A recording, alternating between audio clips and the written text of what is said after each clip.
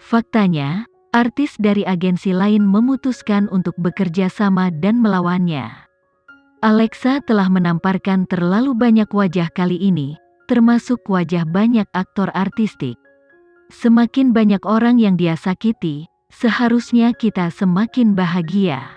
Dulu ketika dia masih seorang model, dia sudah mengabaikan semua orang. Aku tidak pernah membayangkan, sekarang dia adalah seorang aktris, dia masih bertingkah tinggi dan perkasa. Melihatnya membuatku kehilangan nafsu makan. Orang-orang di dalam industri telah berdiskusi secara rahasia, bahwa jika kita dapat menemukan seseorang untuk menggulingkan Alexa, kita harus memanfaatkan mereka. Selama kita dapat menemukan sesuatu yang efektif melawannya, kita tidak boleh menahan diri. Lupakan saja, bisakah kamu benar-benar melawan Mandala? Ditambah lagi, apakah kamu berpikir bahwa Mandala tidak akan menyadari hal seperti ini? Kenzi mungkin adalah orang pertama yang mengetahui bahwa kita merencanakan sesuatu. Terus kenapa Mandala bisa dengan mudah melawan agensi lain, tapi jika mereka dihadapkan dengan beberapa lusin, apa yang bisa mereka lakukan? Apa kamu tidak paham kalau semua orang menambahkan bahan bakar, apinya akan membesar? Di dalam klub malam swasta kelas atas, beberapa aktor yang sering mengunjungi layar lebar sedang duduk di dalam, mengobrol tentang Alexa. Saya telah memutuskan untuk tidak mengambil bagian dalam semua ini. Saya hanya akan duduk santai dan menonton kalian tampil, kata seorang wanita. Tunggu dan lihat saja. Ada banyak orang yang sudah terlalu lama menoleransi Alexa. Kali ini, kami pasti akan memberinya pelajaran. Siapa yang berani melakukan itu? Apakah kalian sudah punya rencana? Tiga pria menikmati anggur merah mereka sambil tersenyum licik. Seseorang mendapatkan informasi mengenai Alexa dari Amerika. Jangan lupa, industri ini sangat besar. Natalie adalah yang terbaik dalam mengumpulkan informasi. Jadi, bahkan sebelum Gilang mendengarnya, Natalie sudah mengetahui dari seorang teman bahwa seseorang sedang berkomplot melawan Alexa di belakang punggungnya. Makanya, dia segera bergegas ke Hyatt Regency. Karena Natalie masih belum menyadari kehamilan Alexa, kemunculannya yang tiba-tiba membuat Alexa tanpa sadar menutupi perutnya. Alexa takut kehamilannya akan menjadi pukulan besar bagi Natalie. Alexa, apa yang terjadi kali ini?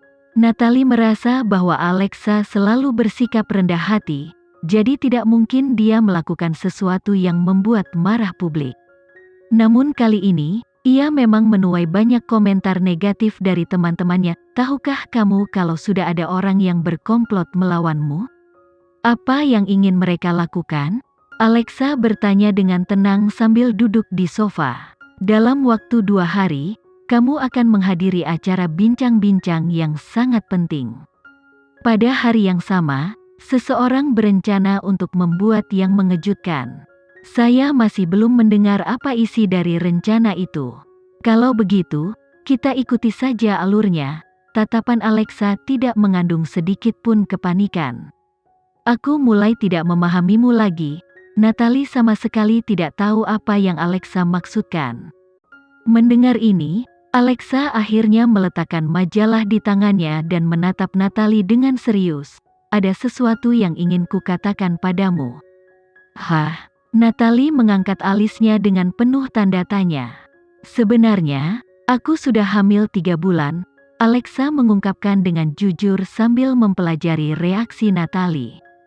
Natalie terkejut seperti yang diharapkan, tapi ekspresi kegembiraan segera muncul di wajahnya saat dia melirik ke arah perut Alexa. Apakah itu berarti aku akan segera menjadi ibu baptis? Natalie tersenyum. Ini berita yang luar biasa. Mengapa kamu merahasiakannya dariku? Alexa tidak mengatakan sepatah kata pun saat dia melihat ke arah Natalie. Natalie sepertinya mengerti apa yang dipikirkan Alexa saat dia tersenyum. Apakah kamu pikir jika kamu tidak memberitahuku, aku tidak akan tahu? Jangan khawatir, aku baik-baik saja. Tapi, aku tidak percaya orang bilang kamu tidak bisa hamil sebelumnya. Wajah mereka akan ditampar sampai bengkak. Aku sudah memutuskan untuk mengumumkan berita ini kepada semua orang, kata Alexa dengan tenang. Saya juga telah memutuskan untuk membuat keputusan yang sangat penting di acara bincang-bincang tersebut. Natalie memegang tangan Alexa dan menganggukkan kepalanya. Kamu bukan lagi Alexa yang sama. Jika kamu menginginkan sesuatu, kamu harus melakukannya. Jika kamu ingin melakukan sesuatu, lakukanlah tanpa peduli. Natalie, terima kasih atas segalanya. Omong kosong apa yang kamu bicarakan? Natalie menggenggam tangan Alexa erat-erat lalu melepaskannya. Saya tidak sabar untuk melihat bayimu. Pemikiran tentang gabungan genetikamu dan bos. Ya Tuhan, anak ini akan menjadi luar biasa. Alexa menatap perutnya dengan antisipasi. Setelah itu, Natalie meninggalkan Hyatt Regency dan menuju ke mobilnya. Namun, begitu dia melangkah masuk, air mata tanpa sadar mengalir dari matanya saat dia melihat ke bawah ke perutnya sendiri. Dia juga menginginkan seorang anak. Dia sangat menginginkannya. Setelah Natalie pergi, Alexa kembali melihat majalah di mejanya. Namun, dia tidak bisa lagi fokus, jadi dia akhirnya melihat keluar jendela. Dia sudah lama tidak bisa ditembus kegelapan di industri ini karena dia tidak pernah takut untuk melakukan perlawanan. Tapi, dia sekarang sedang mengandung dirinya dan anak Kenzie. Jadi, dia harus berusaha semaksimal mungkin untuk merawatnya dengan baik. Apakah seseorang ingin membuat rencana melawannya? Maka mereka harus memberikan semua yang mereka punya. Jika dia takut, maka dia bukanlah Alexa yang selalu membalas dendam. Selama 2 hari berikutnya, para penggemar yang terluka di bandara secara bertahap keluar dari rumah sakit. Ketika mereka pergi, mereka diberikan pengembalian penuh biaya rumah sakit mereka. Seseorang telah membantu mereka membayar jumlah penuh, namun identitas orang ini tidak diungkapkan. Staf rumah sakit tidak mengerti kenapa mereka harus merahasiakan identitasnya, tapi karena ini diorganisir oleh Mandala, mereka menerima uang itu tanpa ragu-ragu.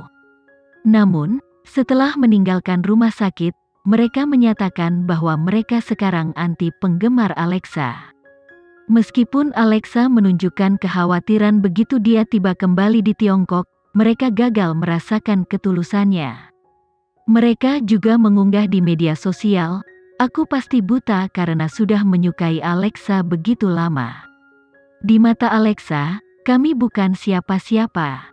Di masa lalu, ketika kami dihina oleh publik, dia tidak pernah keluar untuk melindungi kami.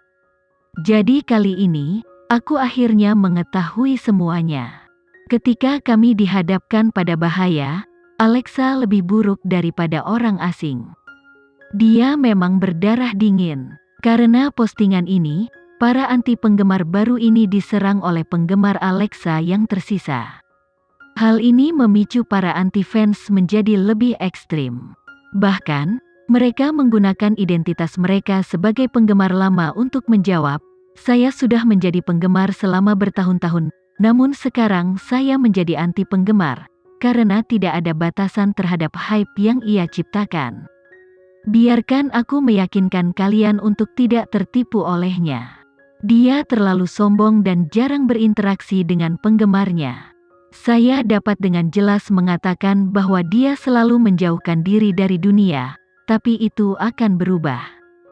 Karena penggemar lama mengetahui banyak informasi orang dalam, dan membuat banyak pernyataan yang setengah benar dan setengah salah, hal itu memicu perdebatan internal di antara para penggemar. Secara eksternal, orang-orang dari industri ini memperhatikan Alexa. Sementara itu, secara internal, penggemarnya sendiri sedang gempar.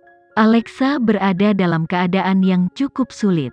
Meski hal seperti ini tidak lagi menyakitinya, jika penggemar lamanya memutuskan untuk bekerja sama dengan musuhnya, itu akan menjadi resep masalah. Menjelang larut malam, setelah Alexa tertidur, Kenzi menuju ke ruang belajar. Dia tahu bahwa Alexa berada dalam krisis kali ini, karena musuh-musuhnya tidak memiliki konflik kepentingan seperti musuh biasanya. Meskipun, kendala yang dia hadapi kali ini adalah sesuatu yang pasti akan terjadi dalam perjalanannya menuju ketenaran, sebagai suami dan manajernya, tidak mungkin dia membiarkan dia terluka. Sekian dulu ya video kali ini, kita lanjutkan lagi videonya di lain waktu. Oh iya, bagaimana menurut kalian? Semoga bisa sedikit menghibur kalian semua. Untuk teman-teman yang baru nonton, jangan lupa subscribe ya, hehehe. Dan kalau teman-teman ada yang ingin gabung langganan, bisa langsung gabung saja untuk dapat fitur yang menarik dan sedikit membantu Mimin. Terima kasih banyak sudah menonton, sampai jumpa lagi, bye bye bye.